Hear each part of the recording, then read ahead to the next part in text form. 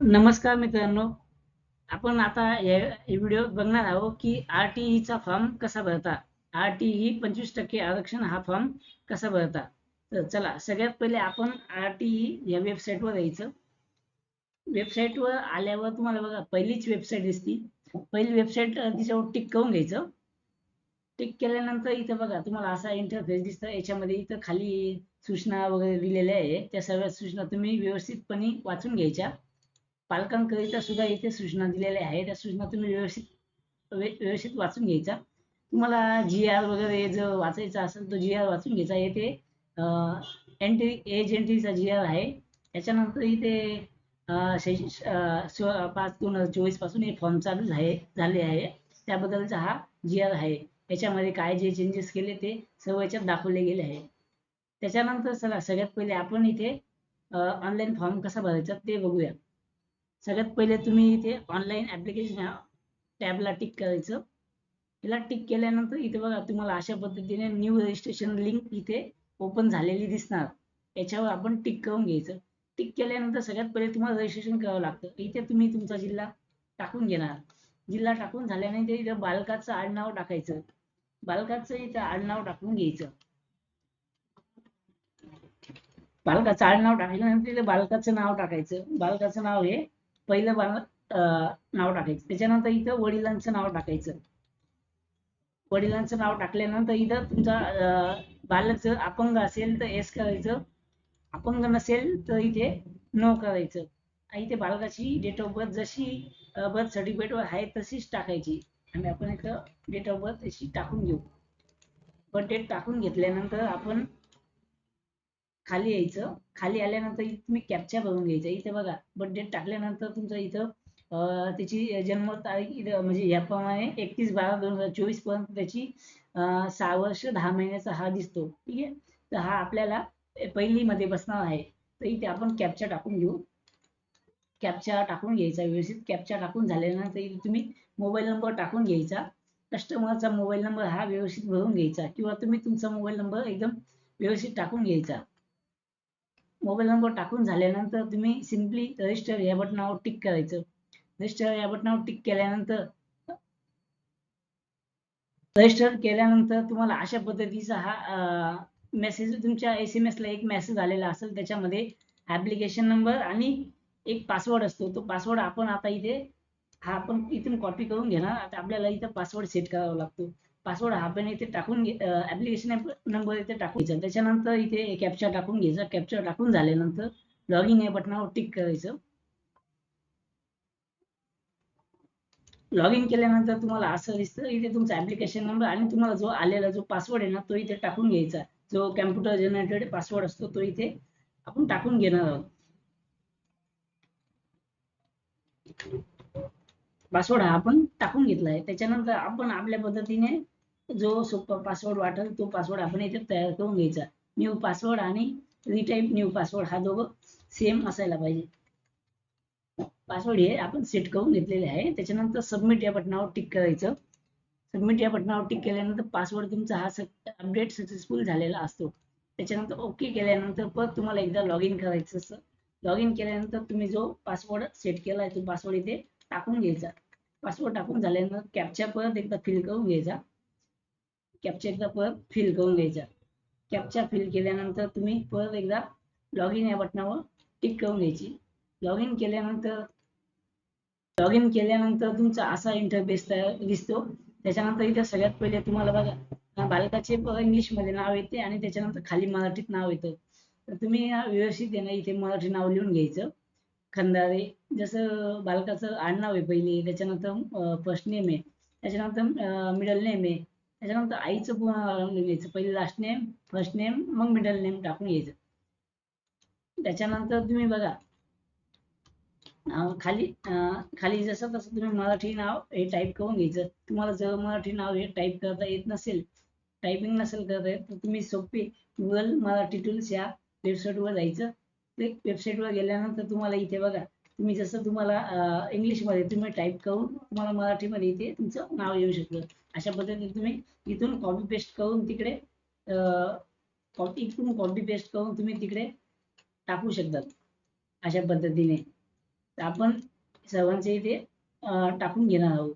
अशा पद्धतीने बघा, आईचं पूर्ण नाव लिहून घ्यायचं, पहिलं नाव, मधलं नाव आणि आडनाव. त्याच्यानंतर इथे बघा फादर नेम पण फर्स्ट नेम, मिडल नेम आणि लास्ट नेम अशा पद्धतीचं. त्याच्यानंतर बालकाची जन्मतारीख ही जशी तशी आलेली असते, जी आपण रजिस्ट्रेशन करताना दिलेली आहे. त्याच्यानंतर बालक हे मुलगा आहे की मुलगी ते बघून घ्यायचं. त्या हिशोबाने त्याचं जेंडर चेक करून घ्यायचं, जेंडर टाकून घ्यायचं. त्याच्यानंतर इथं मेल केल्यानंतर इथं बालकाचे आई वडील दोघं असेल तर इथे जनरल करायचं. नाही तर इथे विंडो वायडो असेल तर ते करायचं, डिवोर्स झालेलं असेल ते करायचं, अपंग किंवा अनाथ असेल तर अर्पण करायचं, सिंगल पॅरेंट असेल तर सिंगल पॅरेंट मध्ये. आपल्या इथं केसमध्ये जनरल आहे. जनरल केल्यानंतर इथं तुम्ही एकदा पत्ता टाकून घ्यायचा, जो जिथं पत्ता दिलेला असतो मुलाच्या आधार कार्डवर तो पत्ता टाकून घ्यायचा, कारण की याचाच ऍड्रेस प्रूफ आपल्याला लागतो. ऍड्रेस प्रूफच्या पद्धतीने आपण त्याचा पत्ता टाकून घेणार आहोत. अशा पद्धतीने आपण आता इथे पहिले तुमचा फ्लॅट नंबर वगैरे जे आहे ते लिहून घ्यायचं. जसं ऍड्रेस आहे ऍज पर तुम्ही आधार प्रमाणे ऍड्रेस टाकून घ्यायचा. इथं स्ट्रीट टाकून घ्यायचं, इथं लोकॅलिटी टाकून घ्यायचं, तुमचा जिल्हा सिलेक्ट करून घ्यायचा. त्याच्यानंतर तालुका टाकून द्यायचा. तालुका तुमचा नगरपालिकेत मोडतो की याच्यात तुमचं कुठला वार्डामध्ये निवडतं ते बघायचं. तुम्ही नगरपालिकेत असाल तर तुम्ही नाशिक URC 1, 2 अशा पद्धतीने टाकू शकता. तुम्ही तालुक्यात असाल तालुका सिलेक्ट करू शकता. त्याच्यानंतर तुमचं वार्ड इथे दाखवतात, तुम्हाला कुठल्या कुठल्या वार्डमध्ये आहे तुम्ही ते टाकू शकता. बघा तुमचं वार्ड नंबर वगैरे सगळे दिले. त्याच्यानंतर तुम्ही हे टाकल्यानंतर सेव्ह करून घ्यायचं. सेव्ह केल्यानंतर तुम्ही बघा, सेव्ह केल्यानंतर तुम्हाला अशा पद्धतीने सेव्ह करून घ्यायचं. सेव्ह केल्यानंतर तुम्हाला तुमचा अशा पद्धतीने आपण ऍड्रेस वगैरे याचे नाव गाव सगळं व्यवस्थित भरून घेतलेलं आहे. त्याच्यानंतर तुम्ही सेव्ह करून घ्यायचं. सेव्ह करून घ्यायचं. सेव्ह केल्यानंतर चाइल्ड डिटेल सेव्ह सक्सेसफुल असा मेसेज येतो. मेसेज आल्यानंतर इथे बघा सेव्ह एडिट गुगल ऍड्रेस, इथं तुम्ही याच्यावर टिक करायचं. टिक केल्यानंतर तुमचं घर जिथे असेल तिथलं ते मॅपच्या लोकेशनच्या प्रमाणे टाकून घ्यायचं. बघा आता आपण इथे ना थोडा मोठा करून घेऊ. मोठा केल्यानंतर बघा इथं तुमचं जिथे घर दिसत असेल त्या ठिकाणी तुमचं घर, आपला हा जो लाल बाण आहे तो लाल बाण तुमच्या घराच्या वरती ठेवायचा. अशा पद्धतीने आपण अशा पद्धतीने आपण आपल्या इथं जी आहे ना ते घर ते आपण इथं ठेवून घेऊ. इथे आपण हा ठेवलेला आहे. त्याच्यानंतर ठेवल्यानंतर इथं झूम करून कमी करून द्यायचं. त्याच्यानंतर सेव्ह अँड अपडेट या ऑप्शनला टिक करायचं. ऑप्शनला टिक केल्यानंतर ओके करायचं. ओके केल्यानंतर परत एकदा सेव्ह करून घ्यायचं. सेव्ह करून घ्यायचं. सेव्ह झाल्यानंतर परत तुम्ही आता ऍप्लिकेशन या ऑप्शनवर यायचं. ऍप्लिकेशन या ऑप्शनवर आल्यानंतर तुम्हाला इथे कोणत्या स्टँडर्ड मध्ये ऍडमिशन घ्यायचं ते इथं आलेलं असतं. बघा इथं पहिली आलं तर आपण पहिली घेणार. त्याच्यानंतर इथं कास्ट कोणती आहे ती कास्ट इथे टाकून घ्यायची. कास्ट इथं तुमच्या जातीच्या दाखल्यावर जी कास्ट आहे ती कास्ट इथे टाकून घ्यायची.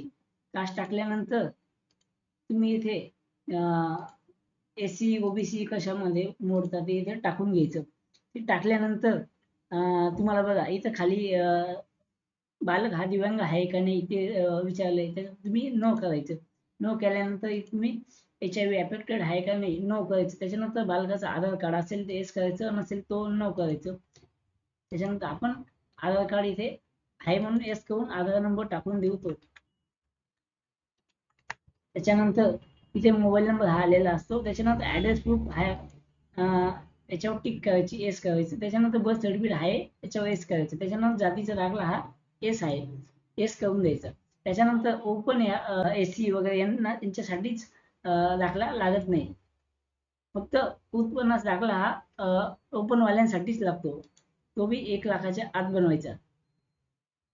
त्याच्यानंतर तुम्ही सेव्ह करून द्यायचं. सेव्ह केल्यानंतर पण तुम्ही स्कूल सिलेक्शन ऑप्शनवर टिक करायचं. स्कूल सिलेक्शन ऑप्शनवर टिक केल्यावर तुम्हाला बघा तुमच्या विदिन 1 किलोमीटरच्या अंतरामध्ये बघा किती स्कूल लागल्या. या स्कूल बघा एक हे आपण याला अप्लाय करू शकतो, याला अप्लाय करू शकतो. त्याच्यानंतर तुमच्या 1 ते 3 किलोमीटर मध्ये किती स्कूल लागले बघा. या स्कूलमध्ये तुम्हाला जिथे ऍडमिशन घ्यायचं ते ती तुम्ही टिक करू शकता. तुम्ही 10 शाळा ह्या ऍड करू शकता. अशा पद्धतीने ऍड करू शकता. ऍड केल्यानंतर तुम्ही परत एकदा सेव्ह करून द्यायचं. सेव्ह केल्यानंतर तुम्ही फॉर्म सबमिशन या बटनावर टिक करायचं. टिक केल्यानंतर तुम्हाला बघा असा फी पाहायला भेटेल. तुम्ही सगळे व्यवस्थित बालकाचं नाव, त्याची जन्मतारीख, आईची नाव, वडिलांचं नाव, standard, caste, male female, gender सगळं चेक करून घ्यायचं. कास्ट चेक करून घ्यायचं, तुमचा पत्ता चेक करून घ्यायचा. तुम्ही जेवढ्या शाळा सिलेक्ट केल्या ते इथं येऊन जाता. त्याच्यानंतर तुम्ही ओके होऊन द्यायचं. त्याच्यानंतर तुम्ही इथे चेकबॉक्सला टिक करायचं. चेकबॉक्सला टिक केलं का त्याच्यानंतर कन्फर्म अँड सबमिट या बटनावर टिक करायचं. टिक केल्यानंतर तुम्हाला व्यवस्थित फॉर्म आहे व्यवस्थित एकदा बघून चेक करून घ्यायचा. त्याच्यानंतर एकदा सबमिट केल्यानंतर ते चेंज होत नाही. आता आपण इथं कन्फर्म करणार आहे. कन्फर्म केल्यानंतर सबमिट करायचं. कन्फर्म सबमिट केल्यानंतर ओके करायचं. ओके केल्यानंतर परत एकदा फॉर्म सबमिशन या ऑप्शन मध्ये जायचं. सबमिशन मध्ये गेल्यानंतर परत एकदा तुम्ही खाली यायचं. खाली आल्यानंतर इथे जनरेट पीडीएफ ऑप्शनवर टिक करायचं. तुमची पीडीएफ इथे तुमचा फॉर्म हा भरलेला जातो. ते पीडीएफ अशा पद्धतीने आलेली असते. तुम्हाला कस्टमरला प्रिंट द्यायची तर तुम्ही प्रिंट देऊ शकता किंवा तुम्ही कस्टमरला पीडीएफ पाठवूनही सेंड करू शकता. अशा पद्धतीने आपण हा आरटीईचा फॉर्म भरलेला आहे. जर व्हिडिओ आवडला असेल तर नक्की आपल्या चॅनलला सबस्क्राईब करा, लाईक करा आणि कमेंट करा. जय हिंद, जय महाराष्ट्र.